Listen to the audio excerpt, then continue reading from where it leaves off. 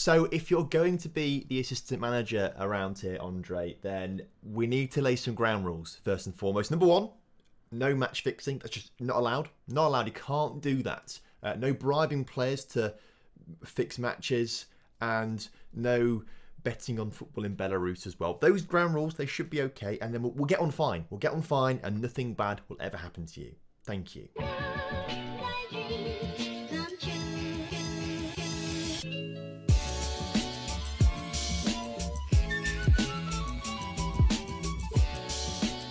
So hello and welcome back to the Leeds United Save. Hope you're all doing well today, and some of you eagle-eyed viewers out there will have seen that Andrey Shtygel was our assistant manager last episode. And today I can formally announce him as the assistant manager here at Leeds United. Now, I had to do this in the database before the game, basically. So he's been assistant manager for the whole time. Assistant manager for the whole time, and no one knew apart from me until I teased it a little bit. But the whole plan was to reveal it a little bit later down the line.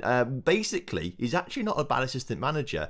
Now, I have given him 20 adaptability, 20 judging player potential, and it was meant to be 20 judging player ability, but somehow it's gone down to 19 for some reason. They're the only ones that I actually changed in the editor beforehand, because if he's here, he may as well be useful, and he may as well tell me that if my players are good or not, basically. So that's his only primary use, really. Everything else is pretty poor. Apart from determination, level discipline, and motivating, actually, they're pretty high, because when you bring a player into a database that isn't a coach normally, all the attributes are set to 0, which basically means they're randomised unless you change it, which I did do for adaptability and the judging player ability and whatnot, but everything else is randomly generated, and actually is not that bad, to be fair. But for those of you who don't know Andrey Shtygel, well, he is a cult hero around these parts there, particularly from his time during the Around the Block save, where we found out that this guy called Andrey Shtygel, who's in our team, was actually a match fixer in Belarus and got banned from football in real life. So we fell in love with him, basically, came around with us, and he's now here with us in Leeds. Couldn't leave him behind, could we? Couldn't leave him behind. Anyway, thank you very much for tuning in today. Massively appreciate that. The love you guys have shown on the first 2 episodes is mental.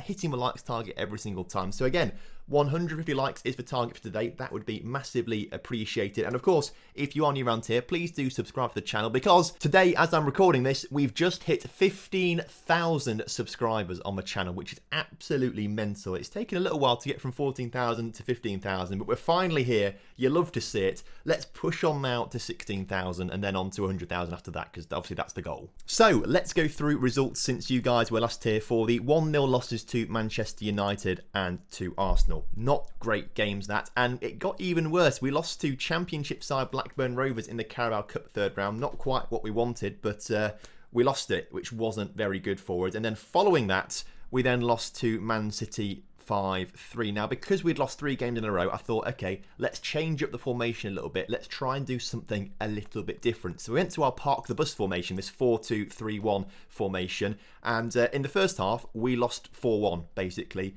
Second half, I switched it back to that sort of 4-2-3-1 attacking style of play. And we won the second half 2-1, so we can take some solace from that. But we still lost the game, which wasn't great. So after that, I decided to do a team meeting to try and boost morale. And the morale was boosted. Everyone seemed to react very well to my team meeting. And we came back and played 2 really good games. A 1-0 win over Tottenham with Pablo Hernandez scoring the penalty in that one as we moved back to a more attacking formation. And then we battered Brighton and Hove Albion 4-1. Calvin Phillips, Rodrigo with a brace, and Helder Costa getting the goals in that one. But very quickly, morale dropped again as we lost 1-0 to Southampton and then 2-1 to Burnley. So I thought, okay, let's try and switch things up a little bit again. And we did. We went to a counter-attacking style of play, a 5-3-2. And we beat Palace 2-1. And it was actually quite heavily in our favour. 20 shots to 12 shots, 62% possession. Like, it was a decent game for us. So maybe going forward as we play Wolves and Liverpool today, that's a formation to use. We're still looking pretty decent in the Premier League table, I must say. At 9th right now, 19 points from 6 wins, 5 losses and a draw, which is probably higher than we should be. I imagine we will start to drop down the table as the season goes on. Our good bit of early form is probably run out now and we'll probably drop down into the bottom half. But I think if we can sort of stay between like a 9th and 14th, that's pretty decent for us. I guess it all sort of depends on how well I can keep the dressing room. Obviously, results haven't been brilliant, so Dressing room atmosphere is pretty average. Team cohesion is pretty average, but they support me, which is quite nice. However, as you can see, there are a couple of people starting to get a little bit aggy. We'll start off with Klitsch. Now, Klitsch came to me and he said that he wanted to start more games. And I said, okay, you can have games in the cup. And he said, no, I don't want games in the cup. And I said, okay, well, I'll sell you then instead. And he was like, no, don't sell me. And then literally a few days later, came out to the media and said that he wanted to leave the club, which is a bit weird. I mean, I'm not a big fan of Klitsch now because of that. So he's on my, I don't know, pricks list, basically. So he might leave the club soon because I'm not very happy with him. Luke Ayling as well came to me, wanted a new contract because he thinks he deserves more money. I said have one at the end of the season. He's not very happy with me, and apparently I'm not going to hear the last of that now. So I think we might have a notification come through with all of the players not being very happy with me, because Luke Ayling is actually, if we look at the hierarchy, one of the 3 team leaders is my vice. Basically, I've upset him. That's not great from me, but you know what? He's not the best right back in the world. He's not played brilliantly well. I've got to say, Pasalac at right back's been playing better. So, you know, if all else fails, we could move him on. So, Casilla in goal alongside Gabadol, Cooper and Koch in that sort of back 3. The only issue with this is we only really have 3 recognised centre-backs at the club. So one of these guys gets injured, we have to switch up formation or play someone who's not quite suited to it. So another centre-back might be good to bring in January time. Douglas and Pasalac playing in the wing-back position just because Haps is picked up a knock, so not 100% fit. The midfield I'm pretty happy with. Elena, Phillips and Shackleton. Of course, we can also start to bring in Herbie Kane if we need to in on loan. There's also down here McCalmont, who's actually probably should be on the bench. Let's put him on the bench instead of Helder Costa. McCalmont obviously can come in as well. He plays decent football. Youngster, obviously try and develop him quite nicely so he can get some game time. And then starting up front, of course, is Rodrigo and young gun, good striker Tyler Roberts. Again, if he reaches that potential, he'd be a very, very good Premier League striker for us. So the more game time he gets as well alongside Rodrigo in this sort of system, the better. So let's see if it works and fingers crossed get a good result. So kickoff is upon us here today, and again I'm wearing this blue t-shirt which seems to like not enjoy being paired up with the green screen, and it makes me look like I've got a really dodgy tan or I've just like got some red lights shining on me or something like that. But I've started recording now. I'm not changing it as Phillips gets the ball forward towards Pasalac. Come on, Pasalac. Into Shackleton. Shackleton on the edge of the area. Come on, lad. Good ball into the middle. Shackleton, he's still going. Across to Roberts. Tyler Roberts. The 2 youngsters, the future of this Leeds United squad, combining together beautifully. Inside of 7 minutes, have got the opening goal of the game. This run from Shackleton, by the way, I mean, he's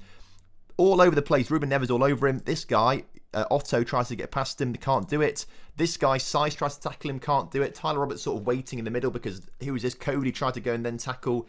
Oh, Shackleton's done brilliantly there. And now because we've got the early goal and we are playing a relatively defensive shape, we can sort of just sit back a little bit and kind of enjoy it. We've got to be careful down the wings because obviously right now Wolves are going to be overloading the wing. They've got wing backs and wingers, which I'm not a huge fan of. I feel like the whole wing-back idea is just to have some more defensive wingers. I don't really see the point in having both of them in there, but it's not working very well for us right now because they're the ones having all the possession and shots. So we are getting lucky. Maybe that is the way to go. In fact, it might be the way to go because we've got to get Justin Kluivert in the team. We spent a lot of money on him. So maybe this is the way to go. If we put wingers on instead, Justin Kluivert can come on and actually get the game time that he needs. But he's been playing abysmally. Like, I've not seen him get above a 6.8 rating for a long, long time, really, which is really annoying considering I know how good he actually can be. But we might try and figure something out as we manage to clear the ball nicely as Tyler Roberts gets it clear, but Wolves are going to bring it straight back to us as Diego Jota on the ball right now to put a cross in the middle. Does. Raul Jimenez is there, and Raul Jimenez equalises inside of 60 seconds of the second half. It's not a great start for us. But Wolves are a team that are going to be around that sort of Europa League, maybe the edge of the Champions League places come the end of the season. So a 1-1 draw wouldn't be the end of the world against them as we can clear this. Well, it's not cleared, but it's gone over the bar, so it's okay. With 10 minutes to go, though, I think I will say show some passion. And I think as well, I want a little bit more possession from us, if I'm honest with you. So maybe let's not run up the defence. Let's waste time a little bit more. Let's slow the tempo down a bit as well. Let's try that out. I think that might just help seal out the game for us. I know I'm talking as if we're winning the game. I know we're drawing, but I'd rather come away with a point. I can't see us get another goal, judging by the match stats and how the way we're playing is. So I'd rather us get the point and just sort of shut up shop a little bit. As good save there from Kiko. Good save. Giammattino looking to put the ball back in. Can't do it. Calvin Phillips clears it. And now, is this the counter-attack that we want to see as Tyler Roberts comes forward?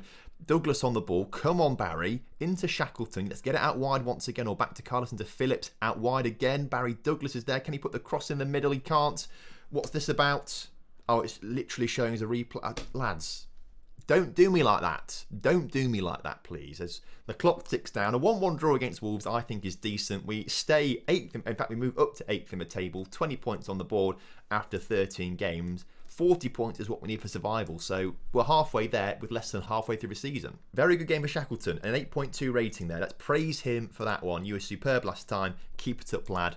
In the meantime, Justin Kluivert, for example, his form has been 6-5, 6-3, 7-6, 6-7, 6-4, 6-5, 6-4, 6-7, 8. Very rarely does he play well at the moment, so I think it is actually quite right to change style of play and drop him. Next up, though, we've got a ridiculously hard game against Liverpool. Liverpool have just battered teams all season. I mean, they thrashed Arsenal 5-1, Everton 4-1. They've got a 5-0 win against Fulham, a 7-0 win against Palace, an 8-1 win against West Brom, a 5-1 win against Leicester. I mean, I'm not that confident for this one, boys. If we can lose by 3 goals or less, I think that's a win in our books. Luke Ayling now wants to leave the club as well. Honestly, lad, honestly, you can go as far as I'm concerned. I don't want people here that are going to question my authority, because this is a dictatorship at this club, all right? I'm not listening to your ideas. I'm not listening to you if you want a new contract, you think you deserve it. I decide when you get a new contract, all right? Unless, of course, you are a wonder kid that I quite fancy keeping. Then you can have as much money in the world that you want. Just getting all my scouts out as well, all these scout reports coming through, because my scouts are currently scouting the world for mostly Brazilian players, because everyone knows Brazilians are the best. So I think we're going to stick with the same lineup for this game, just because it worked relatively well against So I think we're going to stick with the same lineup for this one because it worked relatively well against Wolves. I can't really see a stronger lineup than this unless Haps. Let's get him back in the starting lineup. He's not quite fully fit yet, but we'll give him at least 60 minutes or so and see how he does. Let's go for it. So kickoff is upon us in the slaughterhouse that is Ellen Road. We are the ones probably going to be slaughtered right now, as this Liverpool team are just ridiculously good in Football Manager. They are unstoppable. They've got a goal inside of 4 minutes already. I mean, that's their second shot. It's going to be a long afternoon, this one, I think. This is going to be a long one. They just are ridiculously good in Football Manager, and they just keep getting better. Like, in previous Football Manager, it was always Manchester United that were oddly, I mean, obviously Liverpool are the best because they've won the Premier League. They are probably the best team around at the moment. But Man United in Football Manager for the past few years would always have terrible teams in real life, but in Football Manager, they'd win every single league. They have so much money as well, like in the Twitch save over on twitch.tv. We had Haaland with us at Arsenal, and then Liverpool just came in and bought him off us for his minimum fee release clause, which was like £120 million at the time. Just they had that money to hand and bought him. It was so annoying, and like, Liverpool are just overpowered. Basically, that's what I'm trying to say. But maybe there's a chance for us right now as Josko plays it back to... I mean, I thought there'd be a better chance than that from that free kick. They've just passed it to each other and got it back to Kiko Casilla. At least try and trouble the full-backs or centre-backs or something like that, boys. Come on, as Elena now on the ball into Calvin Phillips. We're going to play it all the back, aren't we? We're not. Oh, that's a good ball. Shackleton out wide to Pasalac. Pasalac across the 6-yard box, lad. Or someone across the 6-yard box. No, Calvin Phillips drags it just wide. You hate to see it. We need to capitalise on those opportunities that are going to come few and far between as Salah's free kick is put over the bar by Gomez's header. And the rest of the first half has gone by very quietly, so maybe, you know, we're holding on quite nicely defensively, maybe. Let's tell the boys how well they've done that first half, because to be fair, they have done well. We want to keep morale high. We don't want to like upset them by saying you're not beating Liverpool, you're rubbish. Like, they're not expected to beat Liverpool, so let's keep morale high and hopefully something will happen in the second half. I think we'll take Haps off because he's down to 71% condition, looking quite tired. Barry Douglas on your come. Let's take Tyler. We can't take him off for anyone. We've got no strikers on the bench because I'd rather not have Bamford playing. Probably that's probably a wise decision. So Tyler Roberts has got to stay on for now. Pasalac not been the best of games either. So maybe just let's swap the wing backs over, give us a fresh bit of pace down the wings, and hope for the best. I've got to say the way Liverpool have been playing this season, if we only lose 1-0, I'm celebrating it like a win. Okay, I'm not celebrating like a wink. We're now 2-0 down. That was good timing, Marnie. Good timing from you. But straight away again, Liverpool have got a chance to come forward as... okay, 3-0. I mean, I shouldn't have spoken so soon, should I? Oh, don't worry, lads. It's offside. VAR said it was offside. You love to see it. We're still on for this, 3 goals or less defeat. It's still a win in my books. I know I've just changed it from 1-0, and it is now actually offside again. You love to see it. This assistant manager, assistant linesman. Maybe it's Shtygel. Maybe Shtygel is trying to help me out here. He's actually the linesman as well. He's fixing the game. It was never offside, either of those goals, but Shtygel says it is, so it stands. I knew there was a reason that we brought him into the club, and he's already paying dividends because we've only just lost 2-0 to Liverpool, and that is one of the best results any team's had against Liverpool this season, so it's a win for us. I mean, yes, Borussia Mönchengladbach may have beaten them 2-0, but other than that, a 1-0 loss by Aston Villa. Okay, there's actually quite a few teams that have only conceded 1 or 2 goals, but not many. We're in a very elite group of teams that have only narrowly on scoreline lost to Liverpool. I'll take that. So as we approach the halfway point of the season, ideally I'd want to be doing Tottenham and Man City because they're 2 big teams to play against. It'd be quite good fun. But with this FA Cup third round game in the middle, I think what I'll do is just play that one off camera, and then we'll have a great time against Tottenham and Man City and try and hold either of those teams to a draw or maybe sneak a win like we did earlier on in the season against Tottenham. We beat them 1-0. Maybe we can do it again. So if you made it this far in today's episode, thank you so much for watching, and please do drop a like on the video for me, and of course subscribe if you're new around here. Obviously I'll be back tomorrow. Tomorrow we're also streaming over on Twitch, so early upload tomorrow to then get ready for the Twitch stream tomorrow at 7 PM. So if you want to watch both of those, make sure you go and follow me on Twitch as well. Massively appreciate that. And that's all I need to say. So have a wonderful evening. See you tomorrow. Goodbye.